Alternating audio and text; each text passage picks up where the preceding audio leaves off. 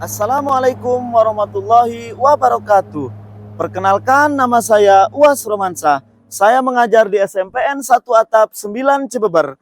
Pada kesempatan ini, saya akan mempersembahkan video praktik baik proyek penguatan profil pelajar Pancasila dengan judul Meningkatkan Minat Belajar Murid dengan program Sabda Tasi.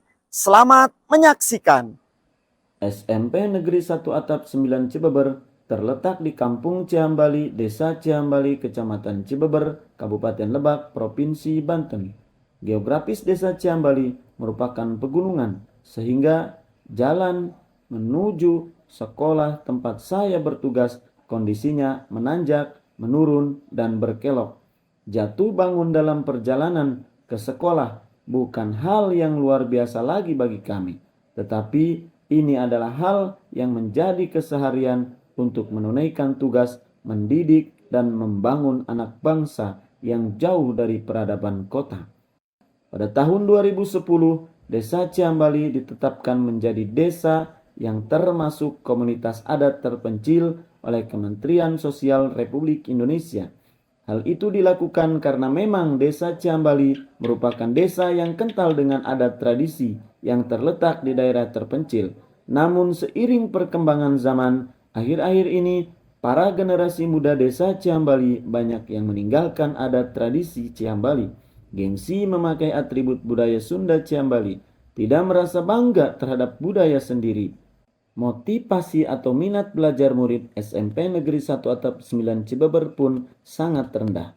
Melihat hal ini, saya termotivasi untuk mengembalikan murid SMP Negeri 1 Atap 9 Cibeber agar kembali mencintai dan merasa bangga terhadap kearifan lokal, adat budaya, dan tradisi yang dimiliki Desa Ciambali.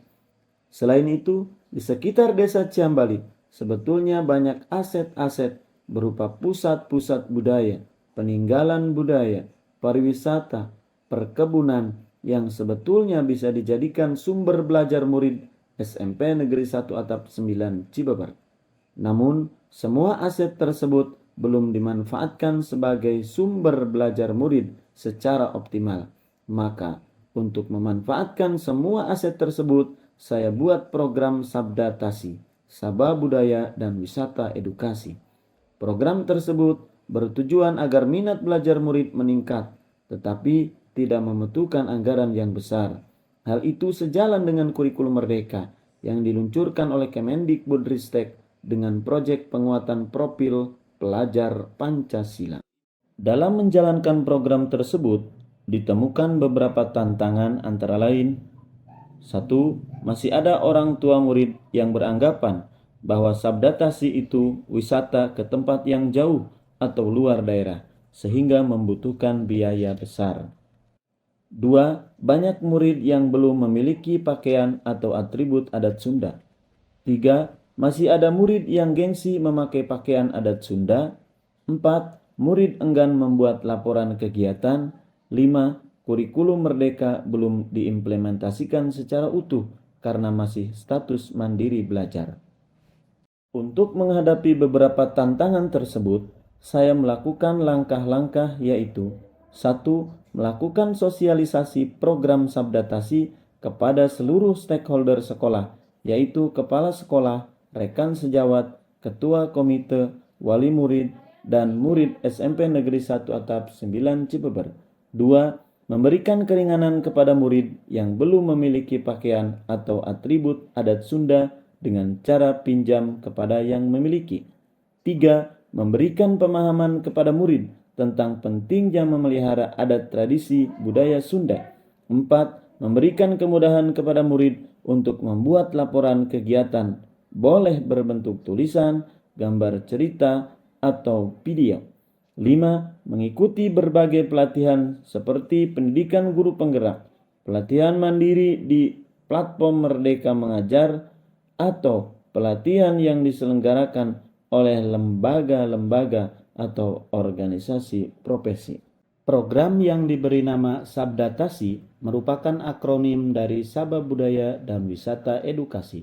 Program atau kegiatan kokurikuler sekolah yang memiliki tujuan untuk menumbuhkan kecintaan terhadap budaya, kearifan lokal, serta menambah wawasan akademik dan non-akademik, sehingga minat belajar murid meningkat. Program atau kegiatan ini dirancang untuk menginisiasi kepemimpinan murid yang perlu ditumbuh kembangkan serta menggali potensi kepemimpinan yang ada pada murid. Sehingga rancangan program atau kegiatan yang telah dibuat mampu meraih harapan sesuai ekspektasi atau tujuan bersama. Bentuk kegiatannya yaitu melakukan kunjungan ke tempat-tempat pusat budaya, tempat-tempat wisata, dunia industri yang ada di lingkungan sekitar sekolah untuk dijadikan sumber belajar murid, seperti kunjungan ke situs Parigi Lebak Binong, PT Blio Iwasa Indah, wisata Kebon Teh Cikuya, wisata air terjun Ciporolak, wisata air terjun Cikadupuna, wisata negeri di atas awan, Gunung Luhur Citorek, terlibat dalam acara serentahun adat kesepuhan Cihambali, dan lain-lain. Murid dibuat kelompok untuk membuat proyek laporan kunjungan belajar berupa tulisan atau video. Untuk mempersiapkan sabdatasi, maka dilakukan beberapa tahapan sebagai berikut. 1. Rapat pembentukan tim fasilitator P5. 2. Mengidentifikasi tingkat kesiapan dari sekolah. 3. Merancang dimensi. Sebagaimana hasil kesepakatan, dimensi yang akan diambil yaitu berkebinekaan global, bergotong royong, bernalar kritis, mandiri, dan kreatif. Selanjutnya, yang keempat, menyusun modul P5. Yang kelima, merancang strategi pelaporan hasil proyek. Dampak dari program Sabdatasi sangat signifikan terhadap SMP Negeri 1 Atap 9 Cibeber, di antaranya 1. Meningkatnya minat belajar murid. 2. Meningkatnya literasi belajar murid. 3. Tumbuhnya kecintaan murid terhadap budaya kearifan lokal sehingga dapat merefleksikan nilai-nilai budaya tersebut. 4. Bertambahnya wawasan akademik dan non-akademik murid. 5. Murid terlibat aktif pada proses pembelajaran atau student center. 6. Terbentuknya kepemimpinan murid. 7. Terbentuknya karakter murid seperti gotong royong, bernalar kritis, mandiri, dan kreatif. Dengan Sabdatasi, murid mampu menggali dan mengetahui tradisi di Cihambali. Sabdatasi, oke. Sabdatasi memfasilitasi murid untuk berkreasi dalam menggali tradisi dan budaya yang ada di Cihambali dan sekitarnya. Salam Sabdatasi. Mengikuti Sabdatasi, serasa saya menjadi orang Sunda asli lagi. Saya senang ikut Sabdatasi karena sangat bermanfaat untuk menambah wawasan yang ada di lingkungan Cihambali. Ki Hajar Dewantara menjelaskan, pendidikan anak sejatinya menuntun anak mencapai kekuatan kodratnya sesuai dengan alam dan zaman. Bila melihat dari kodrat zaman, pendidikan saat ini menekankan pada kemampuan anak untuk memiliki keterampilan abad 21. Sedangkan dalam memaknai kodrat alam, maka konteks lokal sosial budaya murid di Cihambali tentu memiliki karakteristik yang berbeda dengan murid di Jakarta atau di Lampung. Mengenai pendidikan dengan perspektif global, Ki Hajar Dewantara mengingatkan bahwa pengaruh dari luar tetap harus disaring dengan tetap mengutamakan kearifan lokal sosial budaya Indonesia. Oleh sebab itu, isi dan irama yang dimaksudkan oleh Ki Hajar Dewantara adalah muatan atau konten pengetahuan yang diadopsi sejatinya tidak bertentangan dengan nilai-nilai kemanusiaan dan konteks sosial budaya yang ada di Indonesia.